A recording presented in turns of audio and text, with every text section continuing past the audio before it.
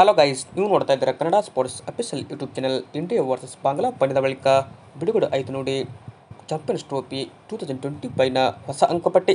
ಅಂದರೆ ಹೇಗಿದೆ champions trophy ಅಂಕಪಟ್ಟಿ ಅಂತ ನೋಡೋದಾದರೆ ಇಲ್ಲಿ ನೋಡ್ಬೋದು. ಅಂದರೆ ಈ ಒಂದು ಸುದ್ದಿಯ ಕಂಪ್ಲೀಟ್ ಆದ ಮಾಹಿತಿ ಈ ಒಂದು ವಿಡಿಯೋದಲ್ಲಿ ನಾನು ನಿಮಗೆ ತಿಳಿಸ್ಕೊಡ್ತಾ ಹೋಗ್ತೀನಿ. ಅದಕ್ಕಿಂತ ಮುಂಚೆ ನೀವೇನಾದರೂ ಇನ್ನೂ ನಮ್ಮ ಒಂದು ಯೂಟ್ಯೂಬ್ ಚಾನಲ್ಗೆ ಸಬ್ಸ್ಕ್ರೈಬ್ ಆಗಿಲ್ಲ ಅಂದರೆ ಈ ಕೂಡಲೇ ಸಬ್ಸ್ಕ್ರೈಬ್ ಆಗಿ. ಈ ವಿಡಿಯೋ ಇಷ್ಟ ಆದರೆ ಒಂದು ಲೈಕ್ ಮಾಡಿ. ಚಾಂಪಿಯನ್ಸ್ ಟ್ರೋಫಿ 2025ನ ಗ್ರೂಪ್ ಎ ಇಲ್ಲಿ ಸ್ಟ್ಯಾಂಡಿಂಗ್ ನೋಡೋದಾದರೆ ಮೊದಲಿಗೆ ನ್ಯೂಜಿಲೆಂಡ್ ತಂಡ ನಂಬರ್ 1 ಅಲ್ಲಿದ್ದರೆ ಒಂದು ಪಂದ್ಯ ಆಡಿ 1 ಗೆದ್ದಿದೆ. ಹೀಗಾಗಿ ಅವರು ನೆಟ್ ರೇಟ್ ಕೂಡ ಇಲ್ಲಿ ಬೆಟರ್ ಆಗಿದೆ, +1.200 ಇದ್ದರೆ ಇದು ಒಂಥರ ಬೆಟರ್ ರೇಟ್ ಅಂತ ಹೇಳ್ಬೋದು. ಅಂದರೆ ಪಾಕಿಸ್ತಾನ ವಿರುದ್ಧ ಇವರು 60 ರನ್ಗಳ ಭರ್ಜರಿ ಗೆಲುವು ದಾಖಲಿಸುವ ಮೂಲಕ ಪಾಯಿಂಟ್ಸ್ ಟೇಬಲ್ನಲ್ಲಿ ನಂಬರ್ 1 ಇದ್ದಾರೆ. ನಂಬರ್ 2ನಲ್ಲಿ ನಮ್ಮ ಟೀಮ್ ಇಂಡಿಯಾ ಇದೆ.